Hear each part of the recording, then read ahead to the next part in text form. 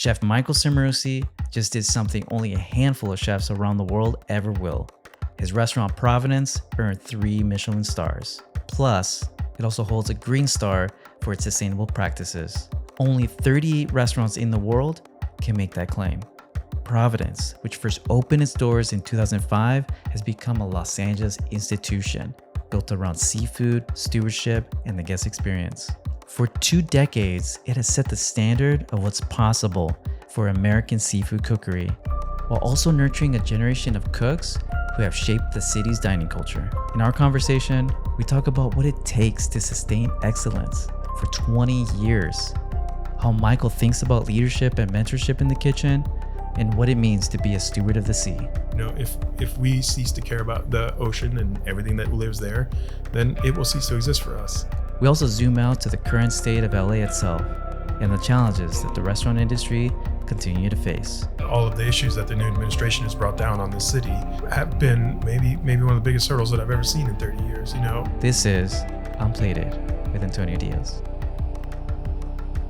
Hey guys, it's me again. Real quick, I just wanted to thank you for tuning into this episode of Unplated. It really means so much to me that you're spending your precious time right here with me. If I could just ask for one tiny favor though, the best way to support this show is if you hit that follow link on YouTube, on Spotify, wherever you're tuning in from. It really helps us to grow the show. Okay, now back to the conversation. It's good to see you, buddy. Good to see you too. First off, congrats on Thank you.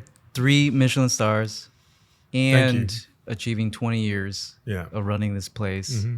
I mean, like your baby is now entering adulthood. Yeah, almost legal to drink. Yeah. But acing all the AP classes. Yeah. I mean, I just kind of want to start with like, how does that feel? I mean, it's been incredible. It's a lot, it's something that I've dreamt about ever since I was a kid. I told the team here when I returned from Sacramento, and the whole group assembled, and we were just talking about their achievement, because really it's not me, it's the team in every sense of that word. I mean, there's you can't accomplish something like that on your own, and you can't accomplish something like that unless you have a group of people behind you that are all pulling in the same direction. And we are blessed here to be in that situation where we just have an amazing team in the front of the house, an amazing team in the back of the house, amazing support people, all of it, because every one of the 70 plus people that works in this building had a role to play in earning that 3rd star.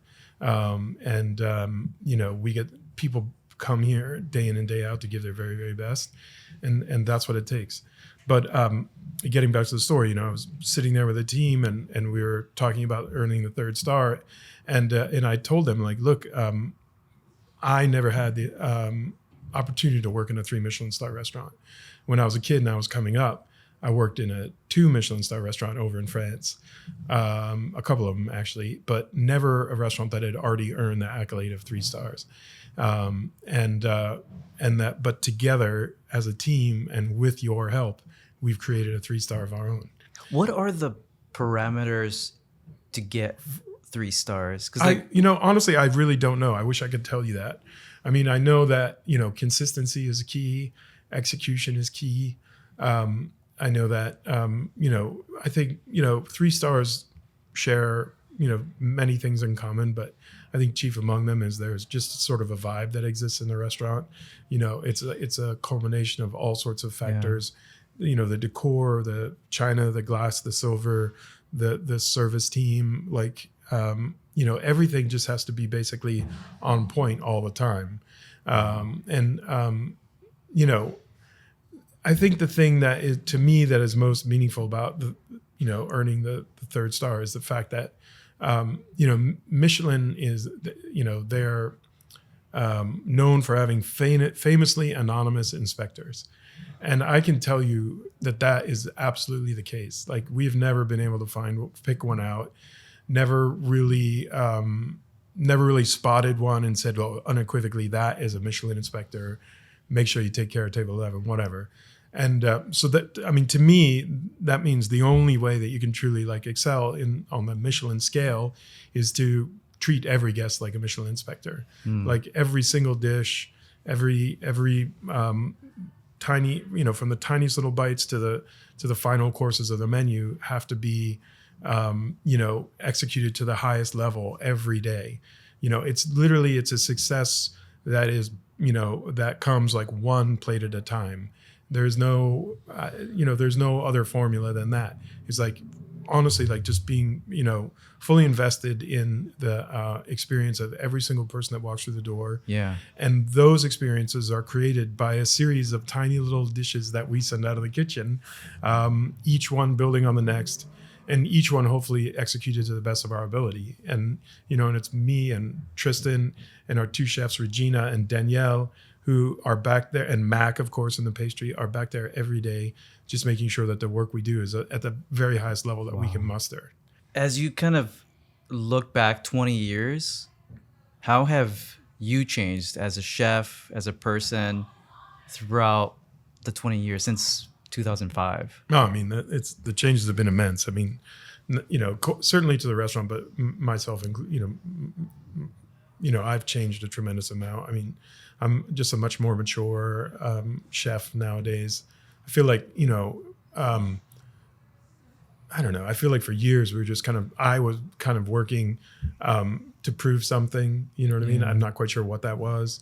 And there was really nothing that we ever achieved over the course of those 20 years that was enough to kind of like satisfy me, and I think that's a problem. And I think that that's probably the biggest way that I've matured, is like understanding that, like whatever the accolade is, whether it's, being on the Times 101 list, or being on, earning Michelin stars, or getting a great review, or whatever, like you have to enjoy those moments. You have to appreciate them for what they're worth. You have to learn from them whenever you can. But that, like, if that's the only thing that drives you, and that's the only thing that's going to please you, then it's really ultimately going to leave you hollow. And at the end of the day, I had to figure out how to be happy with where we are right now, and be like a party to the evolution of the restaurant, be a party to the evolution of the food and the overall guest experience, all that kind of stuff. And had to, really cooking for accolades, cooking for stars, cooking for rankings, whatever, all of that won't get you anywhere. Honestly, you got to please yourself, find contentment in the work that you're doing right now. And also, understand that there's always more work to be done. That's the one thing that we talk about all the time in the kitchen, and with the team, is that like, even now that having achieved 3 stars and, and earned a green star, and, there's 38 restaurants in the whole world that have that. That's it? Designation, yes. The green star specifically, or no, 3? 3 and a green. Okay. There's only 38 restaurants in the world that have all of that. And obviously that's a huge like achievement, but like at the same time, like what we talk about is that like that doesn't mean that we're done. This is not a plateau. This is like an opportunity for further growth. And this is like I feel like, the opportunity that 3 stars provides to a restaurant or to a chef is like the ability to explore further, because it does change the business model for a restaurant. It brings in more guests. There's no doubt about that. People from all over the world, people that basically like dine professionally. Yeah. I mean, I know that's a goofy thing to say, but there are people out there that just are, they're Michelin star hunters, and they'll travel from city to city and just knock off one restaurant after another from their list. And so we have to now, I think, like continue the growth that got us to where we are, so that we can continue to evolve along with our peers, and push the level of cuisine and the level of guest experience that we're currently offering to an even higher level. What was that moment when you kind of stopped chasing All of that, the stars, the accolades, and started? I think it was like, first and foremost, I think Jonathan Gold gave me that ability to kind of like enjoy where we are right now, and to be satisfied and appreciative of where we are and what we've achieved. He was obviously, I think, still probably today the most important food critic that there ever was. If there's a Rushmore, his face is on it. There's no doubt about that. I think, learning from him and seeing what he wrote and how he wrote, not just about Providence, but about all sorts of restaurants, up and down, the sort of like restaurant scale, he wrote about mom and pop, taco stands in strip malls in the same way that he would write about a restaurant like this. Yeah. And to him, it was not about, it didn't matter, type of china that was on the table or type of stemware that we were using. None of that mattered to him. It was like, how do I feel when I'm there? What am I getting out of that experience? And that's why I think he was able to put restaurants like this and restaurants like little taco trucks or whatever, or mom and pop, whatever, on an equal plane. Because to him, it was about emotion and feeling and experience. Mm-hmm. And once I realized that, and once I saw that, someone like him, someone that has, carved like a very singular path through, food criticism. It was like illuminating. I felt like I had, just learned a lot from reading him. And I also felt like it made me more comfortable, to do the kind of work that I wanted to do. Doesn't matter. We're a 3-star. That's great. It's incredible. We should be very, very honored by that.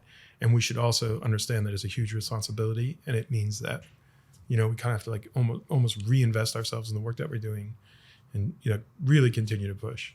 Well, so much of that work is also in seafood sustainability. Yeah, and I feel like this place has become an institution for educating mm-hmm. and for creativity. Mm-hmm. And I remember the last time, we had talked. It was a conversation around the relationship that you have, or at least the relationship you have with fishermen, mm-hmm. and making that gap between the product mm-hmm. and to the plate mm-hmm. as small as possible. Yes. Right? Yeah.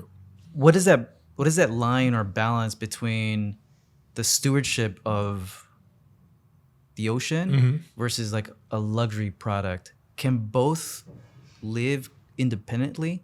Well, I think it's already happened. I think like, the last time we spoke about this, I think there was still a pretty big chasm between like fishermen themselves and the end user. And I think one of the, at least what I saw in our food system here in Los Angeles, is that during COVID, one of the silver linings that came out of it, not that there were many, but one certainly was that it brought fishermen and the end consumer a lot closer.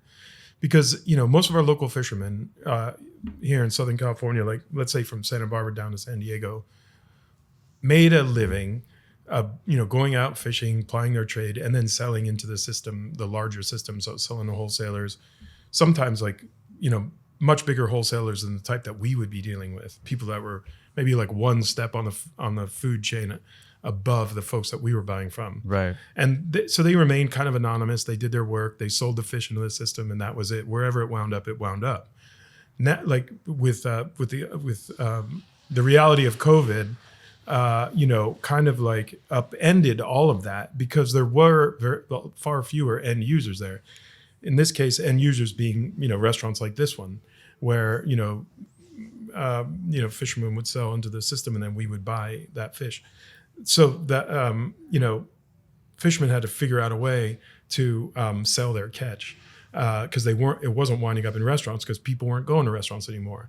So they discovered that they could sell through farmers markets. They could sell through mm-hmm. community supported fisheries programs, where fish would be, aggregated maybe by one person and then delivered, sent out to consumers' homes. And that persisted through, the darkest times of COVID, when no one could go out to eat. But those sort of like the inroads that fishermen made, in many cases, like, stayed that way and, continued long past COVID. And fishermen became better known for what they do, and people developed relationships with fishermen the same way that they develop relationships with farmers when they go to the Santa Monica market or the Hollywood market. So I've seen that, like what I saw during COVID was that, this whole new sort of like market opened up to fishermen. And just because COVID ended, they didn't want to let that go, and they shouldn't let that go. And so there are now more fishermen like that are, fishermen, but also receivers. Or there are, in other cases, like groups of fishermen that will all kind of like pool resources. One person would be the receiver, because that is an official sort of like position that exists in the food, sort of like distribution system here in California, probably other states as well. Like a fisherman can't really necessarily go catch fish and then sell it directly to you, the consumer. There needs to be an intermediary there, and that person is known as a receiver. And it's a separate license, and there are responsibilities that exist for a receiver, where they have to report the catch that they buy, species, weight, all that kind of stuff, who they bought it from. And then all that information is reported back to the state. And now there are also fishermen that do both. You can be a commercial fisherman and a receiver. Okay. And, kind of act in both roles, as long as you're doing all that paperwork properly and that kind of thing. But there's also now, because that relationship exists between the fisherman and the end consumer, there's a lot more wholesalers now, smaller wholesalers type that we would deal with, that are interested in getting in on that trade. So there's a lot more local fish available now. And the fish is of a higher quality. Ikejime has become like a much bigger reality in the world of local fish. And that's the Japanese way of killing a fish, right? Yeah, ikejime is a technique that the Japanese developed, and it's a way to quickly stun a fish and then deaden the nerve system from the brain all the way through the spinal cord, and then the fish are bled after that, and it increases, the shelf life of the fish, the flavor of the fish, brings umami out in the fish, and really, like, it is the number one, and maybe most importantly, it's the most humane way to dispatch a fish. And then, of course, the other positive sort of like things that come out of ikejime is like a much longer shelf life, higher value for the fishermen, so they can catch less fish, command a higher price for it, and that is a win-win for really, to my mind, for the consumers. Yes, you might be paying a little bit more, but you're getting a much higher quality product.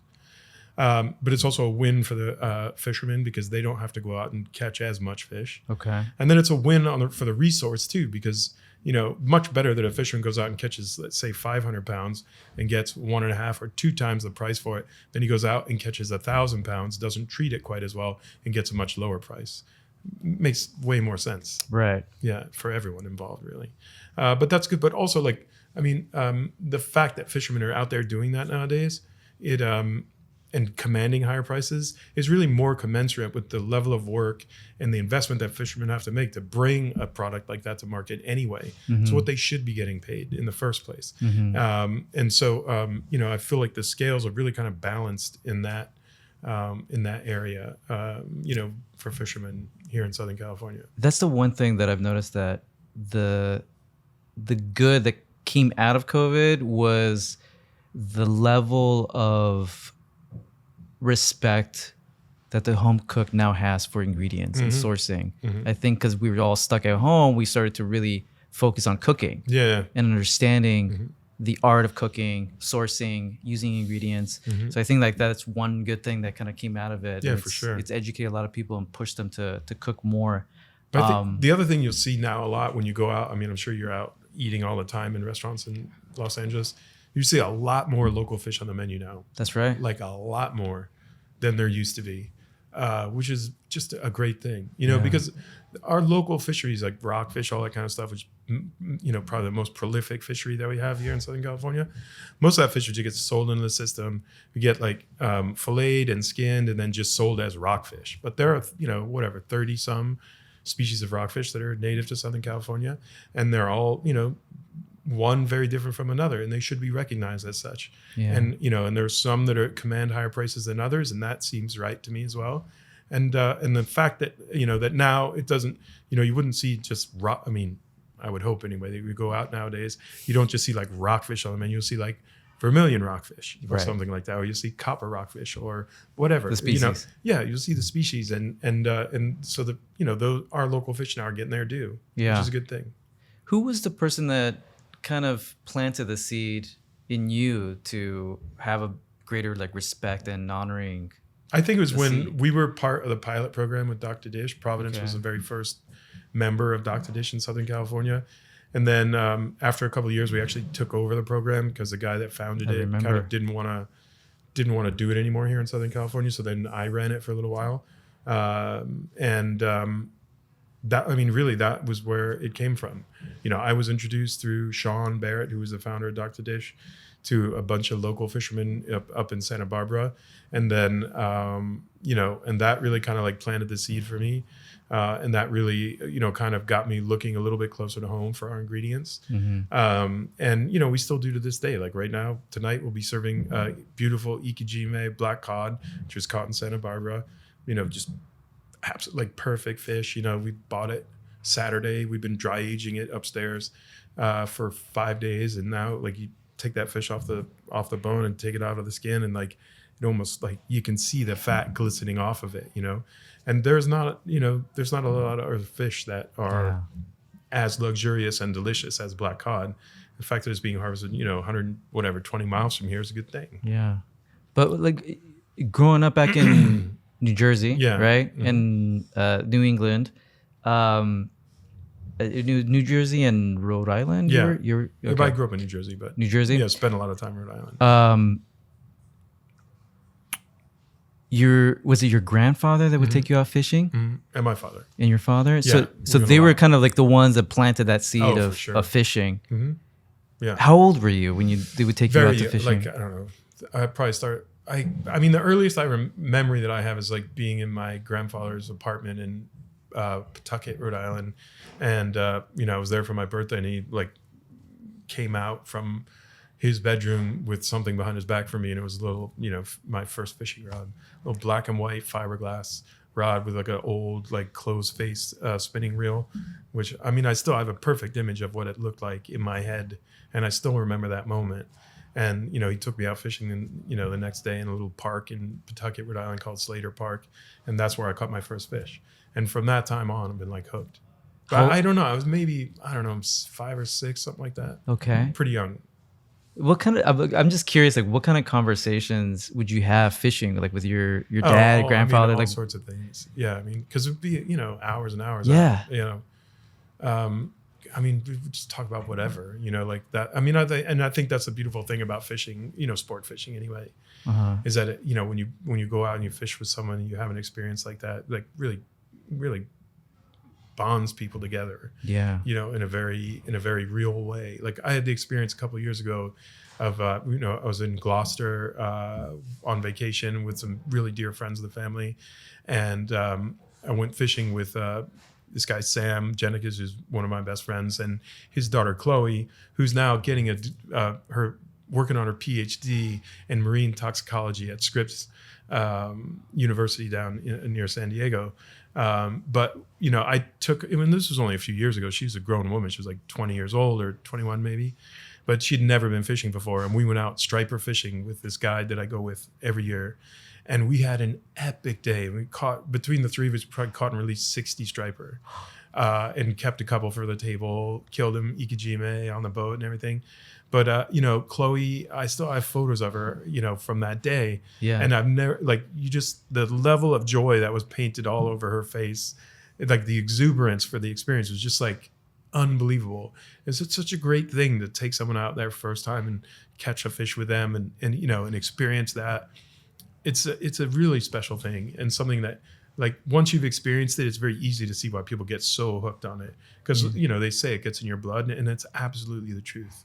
Once you've experienced that joy and that pleasure, and then especially, I think, if you respect the resource and you take it home and you cook it, and enjoy it with friends and family around the table, and it's something you caught with your own two hands and prepared with your own two hands, makes things that much more special, and makes the experience that much more meaningful, I think, and also makes you understand and appreciate the fact that there's this incredible resource out there that is available to all of us, which without our, care and attention and stewardship, it will cease to exist.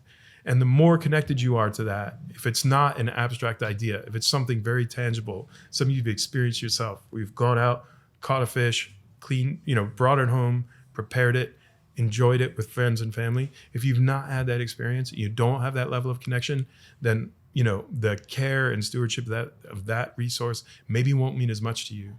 And that's why I encourage everyone to go out and get out there, go fishing on the open sea, or go to whatever, go to Lake Tahoe, do something like that. But just involve yourself in that experience, or even go out and hunt birds or hunt deer or something like that, because their preservation is no less important than the preservation of our oceans.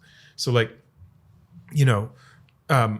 wild food as a concept only exists if we care enough about it. It only exists if we invest in the care and protection of those species, and the care and protection of the land or the water that they're where they're from.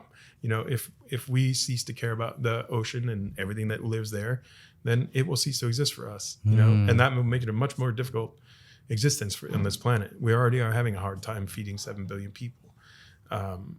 So if we want, if this planet is going to continue to grow and grow in a sustainable way, we have to care for our wild, or the open seas, and we have to care for our wild land. I've never heard someone speak so beautifully. But it's so true. I mean, but it's also very, to me, it's like very elementary. You know what I mean? Like it's, if we don't take care of it, it's done for. Yeah. But also, like, you have to see the value in it. And if you don't see the value in it and it's abstract, it's probably not something you're going to invest any time or energy into trying to conserve. Mm-hmm. You know what I mean? That's why, like, those resources only have value. Wild resources, whether it's wild fish, wild game, whatever it is, those resources only have value if we make use of them. Mm-hmm. You know what I mean? Like, but not exploit them. Certainly not overexploit them. Make use of them in a sustainable way. That's where their value is. You know what I mean? Because then we invest in their protection, and we invest in their long-term ability to survive into the future. As like a consumer like myself, like us civilians, what are some, aside from going out and sourcing and fishing yourself, what are some things that we could look for when we're buying fish, when we're shopping? Yeah. Is there certain like things to look out for? For sure. I mean, I think the two simplest things to look for is, number one, is it domestic? Because if it's domestic, you have a much better chance of it being sustainable. And then, the other question that you want answered every time is it farm raised or is it wild? Mm-hmm. And, there's all sorts of reasons to tout the qualities of farm raised fish. It's an important thing. We need to have farm raised fish in this planet if we're going to, continue to feed the ever growing population that inhabit the planet Earth. So yes, we need to have farm raised fish. It's not for me. We don't serve it here at the restaurant, but I fully support its existence as long as the fish is being farmed in a responsible way that is not detrimental to the sea or to the environment. Because there's a lot of inland farms too. Yeah, like shrimp farms, for example, Southeast Asia, mangrove shrimp, all that kind of stuff. There are all sorts of very, very available types of seafood that are raised inland. Mm-hmm. Probably the biggest being shrimp. There are ways to do that sustainably as well. But yeah, those are the two questions: is it domestic, is it farm raised, or is it wild? Okay. If you can answer those things, that goes a long way to making good decisions. Mm-hmm. But if you're buying wild fish, and you buy domestic fish in your local market, chances are it's sustainable because we have very highly regulated, among the best regulated fisheries in the world here in the United States.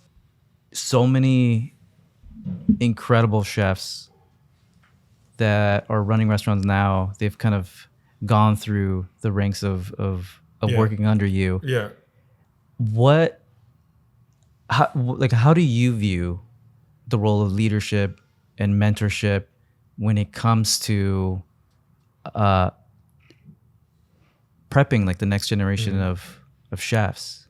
Well, I mean, I think I view it in a much different way now than I did back in the day. So like those people that are out there that you're talking about, like whether it's Brian at Dunsmore or Ellen Bennett or Ari at Queen Street and Found Oyster, or I mean, I don't know, Ray and Cynthia down at Ryla and Hermosa Beach, like whatever, Kelly Whitaker that used to work here that's now in Boulder and Aspen, a bunch of restaurants there, like all those people. I mean, they're out there succeeding, and they didn't get, honestly here, like when I think about it, they didn't get the best that I have to offer because I wasn't the best mentor back in the day. I think now I think I'm a better mentor. I think I've always led by example. I do work hard, and I do I'm in the kitchen pretty much every night while we're open, and but again, like I feel like nowadays I'm a much better mentor than I was, because I have a deeper understanding now of what it is to be a mentor, in the sense that having to like really invest in, obviously in the way people cook, but also like it's so much more than that. Like I think I was always good at teaching people how to cook, or teaching them what it was that I expected or what I was looking for when I saw a dish that they were preparing in this restaurant. Like I think I was okay with that. But there's a lot more to being a cook. There's a lot more to being a chef. And there's a lot more to being a good human being. So nowadays we talk about food, and we talk about how to properly execute and all that kind of stuff. But we also talk about responsibility a lot. We talk about legacy a lot.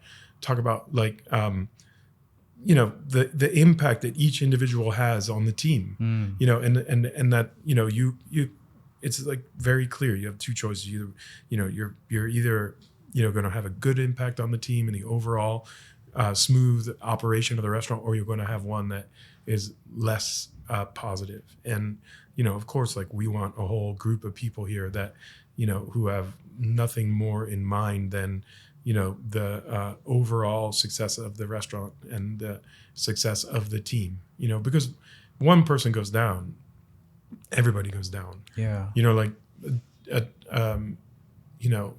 in a kitchen like this, like most people have one or two bites that they're responsible, or one or two dishes that they're responsible for.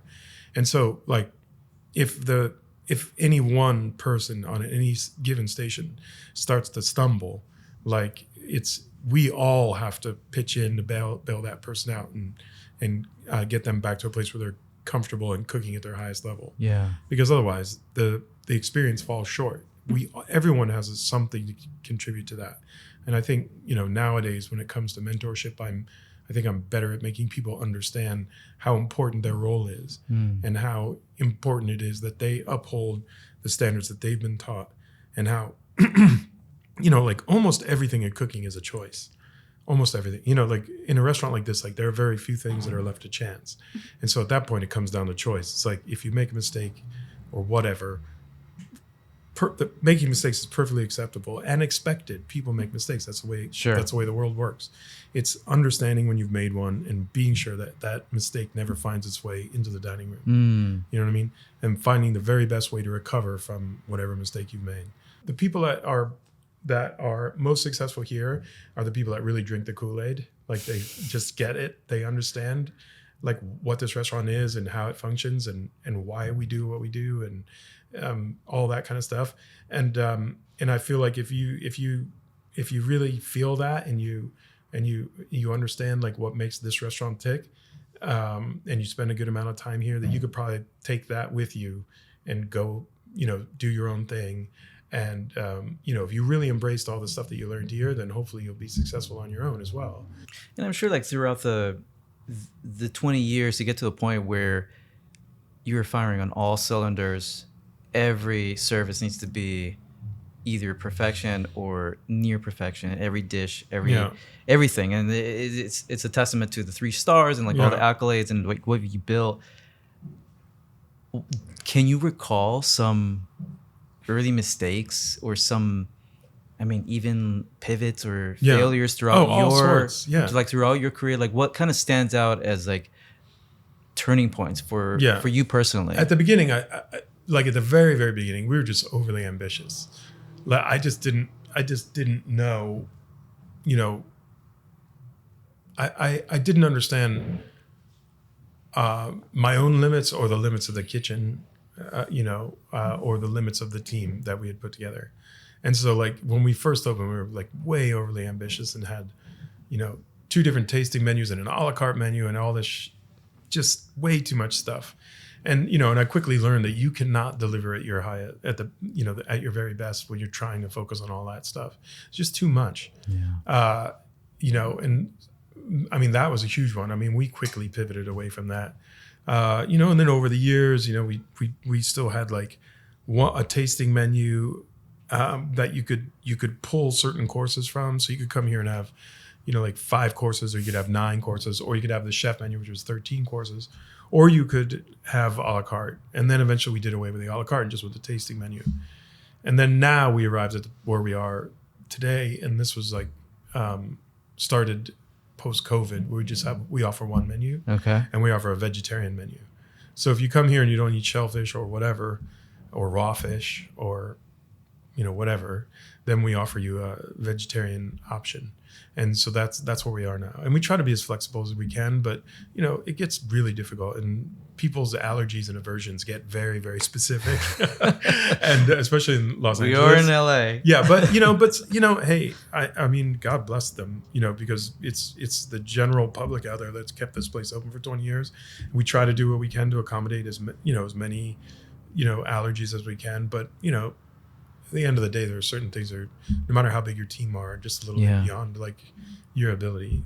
Although, I saw an interview recently with Thomas Keller where he said like a restaurant like the French Laundry should be able to accommodate any allergy, which he's probably right, but yeah, the French Laundry probably team like 1.5 times ours. And so at a certain point, like maybe we'll get there. Like maybe when we grow up, we'll be at that level. But as of right now, we still have a few things that are very difficult for us to deal with. Yeah. But I do think also like, restaurants like this, like can be a little forbidding. And that's something that I think can become problematic for like the highest end of restaurants where you pick up the phone and no one answers and and whatever, like they just, I don't ever want to be, God forbid that we get to the place where we, people ever perceive us as not needing their business, because we do. Like no matter how busy we are, like we still need people out there to come here and walk through our door and experience what it is that we have to offer. And so we try to be, as I said, like as accommodating as we can. I think that can be a stumbling block for a lot of restaurants, and one that we've always tried to remove. Like there are already barriers to entry at a restaurant like this. Like they're just, let's be real. It's expensive. Yeah. It costs a lot of money to eat in a restaurant like this. But it also costs a ton of money to maintain a restaurant like this and have a staff the size, the staff that we do, and pay them well and fairly and all of that kind of stuff. So, in order for us to do that, there's just certain realities to what we have to charge and to use the level of ingredient that we use. Like, well, when it comes to that, as far as the uncertainty of restaurants in Los Angeles, Mm-hmm. I feel like every month nowadays it's like a new crisis that we're facing. And there's lots of fear in the future of restaurants. And you're someone that's seen like the evolution of LA for 20 years. Yeah, more. I've been here more, 30. Yeah. But as far as like operating one for 20 years, do you have a different perspective as far as where you see the city given that sort of pedigree and that sort of experience? Like how do you see the future of dining in LA now? I think Los Angeles has a lot of big issues to tackle. I think obviously the biggest issue that has been facing Los Angeles this year, put the fires aside for a moment, but the all of the issues that the new administration has brought down on this city have been maybe one of the biggest hurdles that I've ever seen in 30 years. And Los Angeles being targeted as some sort of place that's lawless and completely out of control, and where National Guard and the Marines had to come to protect the city. Like, protect the city from what? You know what I mean? People don't. as someone that's called Los Angeles home, and as a father to two kids that are Angelinos, born and raised, I took such offense at all that, and also the way our immigrant community is being treated, and one specific segment of our immigrant community is just fucking disgusting and completely un-American. And I feel like, to me, that is the biggest threat that we've been facing, this past year. Everything else that LA has gone through, whether it's the writer's strike and or the fires or whatever, obviously huge issues, and they've caused the downfall of all sorts of restaurants and just businesses in general here in Los Angeles. But what's been going on this past year is just positively un-American, and I think like once that ends, then we can begin to talk about all the other things. We can begin to talk about, the other huge problems that Los Angeles is facing, like our unhoused population, and how do we meaningfully address that? The fact that in 2028, the Olympics are breathing down our necks, and like this city in some way, shape, or form has to be ready for that. And the World Cup. And the World Cup. Those, two huge events that, Los Angeles needs to be able to prepare for. And I hope that our, the powers that be and the people that are planning those two massive events that are going to bring the world's attention to the city of Los Angeles have every intention of including the restaurant community and trying to figure out how to best benefit the restaurants of LA.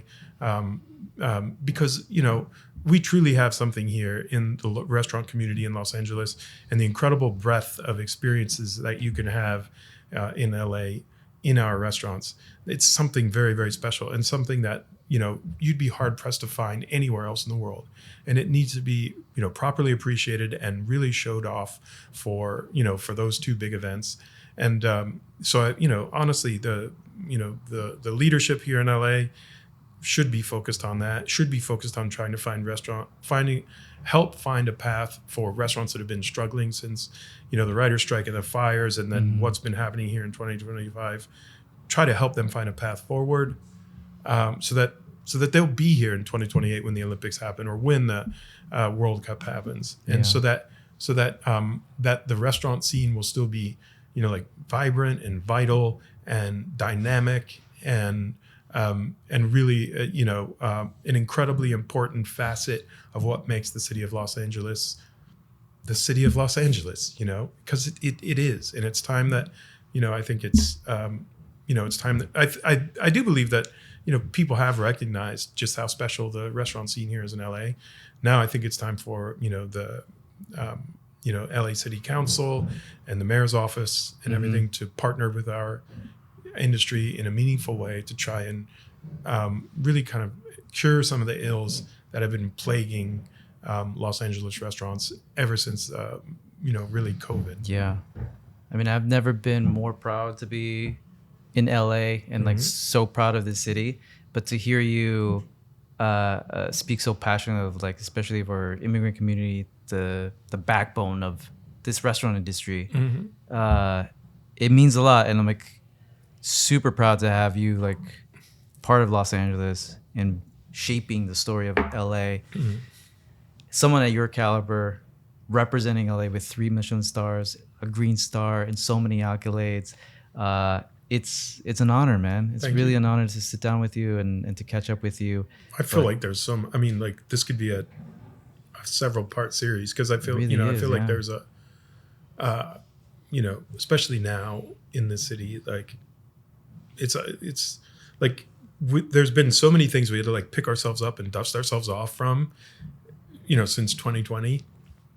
And of course, that's true of many cities, right? But Los Angeles, like specifically, especially with, COVID, then, the writer's strike, then the fires, and then, what's been happening here in 2025, we have been the epicenter of like, so much. And businesses have really paid the price.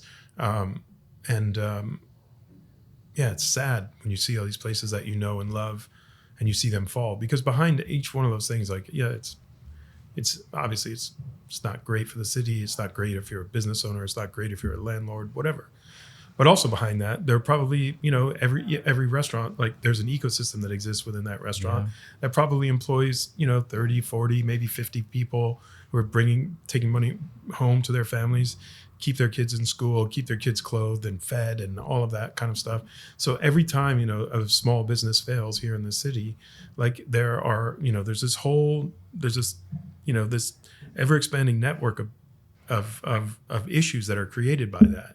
You know what I mean? Like, and that not just our employees, but even our vendors. Like I talk to our vendors all the time. Like many of our vendors are, they're struggling. They feel the effects of it, and you just, those issues, they just escalate up the chain.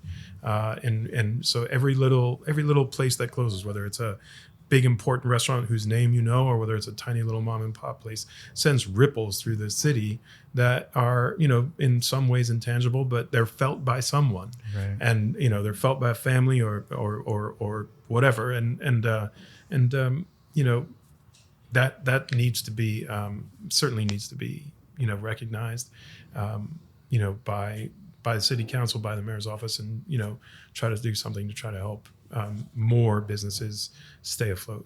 Yeah. For whatever way, whether it's taxes or what, I don't know how, I don't know what that looks like, but maybe that's something that should, discussion should be started, within our industry and then, brought to the attention of the people in the mayor's office, so we could maybe try to sit down and figure out a way forward for everyone. Yeah.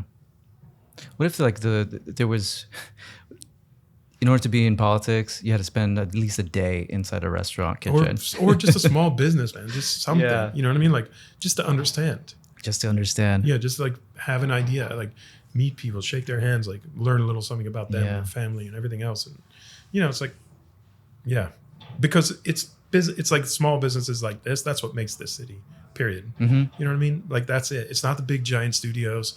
It's not. It's not that. That's part of it, but it's the heart of the city exists in little class. Businesses like this. You know what I mean?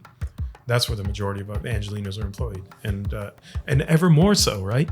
Because studios are laying people off, like all big businesses laying people off left and right. Mm-hmm. But we're still here. You know what I mean? Small businesses, thankfully, many of them are still here. Most of us are still here, but the numbers are dwindling every day. So it needs to be seen as a pattern. It needs to be seen as hopefully like it needs to be someone's project to kind of like figure out a way to help keep small businesses like this one, not only just open but thriving. Michael, thank you so much, man. Thank you.